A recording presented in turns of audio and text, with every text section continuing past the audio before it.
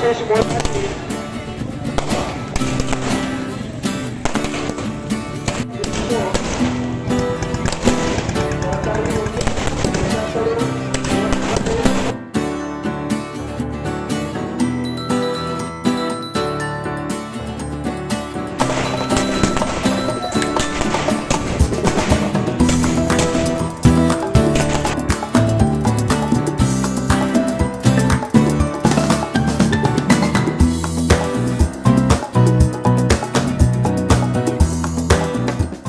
आज खरंच वाघोली नगरीतील सर्व जनतेचा विजय झालेला आहे।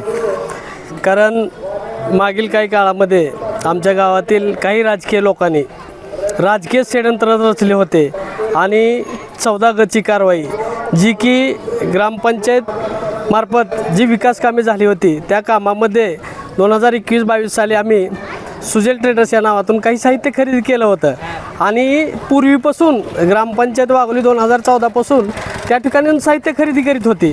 त्यामुळे नवीन आलेल्या 2021-22 सालामध्ये आम्ही बी बंदिश नाली बांधकामाचं व काही कॉन्क्रीट सिमेंट रस्त्याच्या कामाचं साहित्य त्या ठिकाणाहून खरेदी केलं होतं।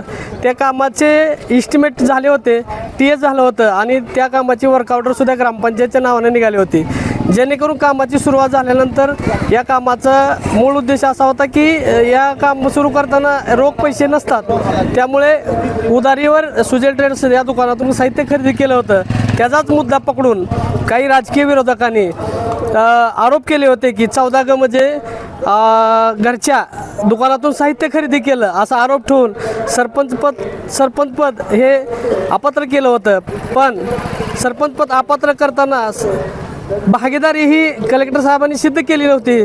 त्याच्यामुळं आयुक्तांनी जिल्हाधिकारी यांच्या निर्णयाला स्पष्ट विचारले की बाबा तुम्ही भागीदारी सिद्ध करा, भागीदारी जर सिद्ध होत नसेल तर पुढील व्यक्तीला स्टे देण्यात येईल आणि त्या प्रकारे जिल्हाधिकारी यांच्या निर्णयाला सरपंच अपात्र याच्या निर्णयाला आयुक्त संभाजीनगर आयुक्त विभागीय आयुक्त यांनी स्टे दिला आणि सरपंचपद कायम केलं। त्यामुळं हा आजचा विजय हा वाघोली गावातील सर्व जनतेचा आहे। वाघोली ग्रामपंचायत कार्यालयाचे सरपंच सुलभा खडके यांच्या विरुद्ध महाराष्ट्र ग्रामपंचायत अधिनियम 1958 चे कलम 14(1) ग अन्वये जिल्हाधिकारी कार्यालय धाराशिवमध्ये तक्रार झालेली होती। त्या अनुषंगाने त्यांनी पदाचा लाभ घेतला, सरपंच पदावर काम करत असताना स्वतःच्या फायद्यासाठी काम केलं अशा पद्धतीचा ठपका ठेवून जिल्हाधिकारी यांना त्यांना अपात्र केलेलं होतं। त्याच्या विरोधामध्ये छत्रपती संभाजीनगर इथे आयुक्त कार्यालयामध्ये त्यांनी अपील दाखल केलेलं होतं।